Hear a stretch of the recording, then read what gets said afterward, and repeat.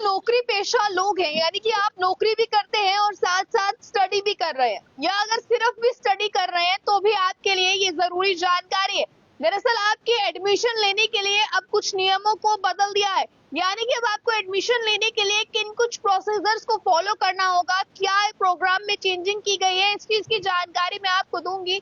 खबर को साथ ही साथ शेयर करते चलेगा। अगर आप नौकरी करते हैं, चाहे आप प्राइवेट सेक्टर में नौकरी कर रहे हैं, गवर्नमेंट सेक्टर में नौकरी कर रहे हैं, कोई भी काम कर रहे हैं और साथ साथ अपनी पढ़ाई भी कर रहे हैं, तो अब आपको बता दिया जाए, अगर आप इग्नू के थ्रू एडमिशन लेते हैं, क्योंकि मैक्सिमम लोग जो नौकरी पेशा लोग हैं वो इग्नू के थ्रू ही एडमिशन जो है वो लेते हैं, बट अगर आप भी अब इग्नू के थ्रू एडमिशन लेते हैं तो अब एडमिशन लेने के प्रोसेस को पूरी तरह से बदल दिया है। पहले आप सिर्फ 8 स्टेप्स में जो है वो एडमिशन ले सकते थे, पर अब इन स्टेप्स को बढ़ा दिया है। अब आपके पास जो है वो अपार कार्ड होना जरूरी है, यानी कि अपार आईडी आपकी होना जरूरी है। अपार आईडी के बाद आप लोग जो है वो अपनी एडमिशन ले पाएंगे।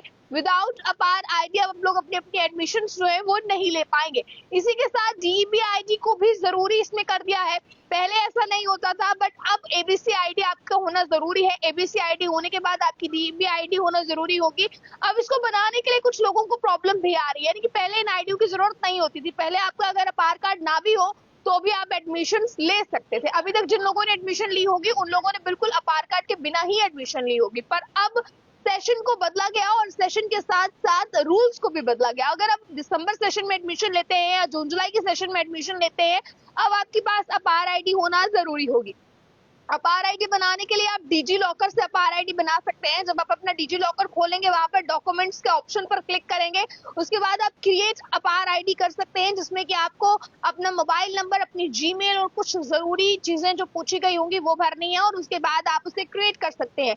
अपार आईडी क्रिएट करने के बाद जो अपार आईडी का नंबर होगा, आपको वो एडमिशन के लिए फॉर्म में फिल करना पड़ेगा और उसके बाद आप अपनी एडमिशन जो है वो ले सकते हैं। देखिए, दरअसल इस चीज को जरूरी कर दिया गया है, और अब अपार आईडी होने के बाद ही और डीईबी आईडी होने के बाद ही आप लोग इसके लिए जो है वो एडमिशन ले सकते हैं। बट जरूरी इसमें यह है कि डीईबी आईडी होने से पहले आपकी एबीसी आईडी होनी चाहिए, और एबीसी आईडी के लिए भी आप वहीं से सब प्रोग्राम जो है वो सेट कर सकेंगे। तो जितने भी नौकरी पेशा लोग हैं, जो लोग साथ साथ पढ़ाई भी कर रहे हैं, या कुछ स्टूडेंट्स ऐसे भी होते हैं जो पढ़ाई बाय इग्नू करते हैं और साथ साथ कुछ ना कुछ काम करते हैं, कुछ ना कुछ ट्रेनिंग करते हैं, या कोई ना कोई ऐसी स्किल्स जो है वो सीखते हैं, तो अब ये उन लोगों के लिए जरूरी खबर है। इस खबर को साथ ही साथ शेयर भी कीजिएगा, जानना आप लोगों के लिए बहुत ज्यादा जरूरी है। अब आपकी अपार आईडी होना इसमें जरूरी है। जो स्टेप्स आपके पहले 8 रहते थे, अब उसे बढ़ा दिया है, टोटल 9 स्टेप्स हो गए हैं, और ये स्टेप करने के बाद ही आप लोग आगे चलकर जो है वो एडमिशन ले पाएंगे।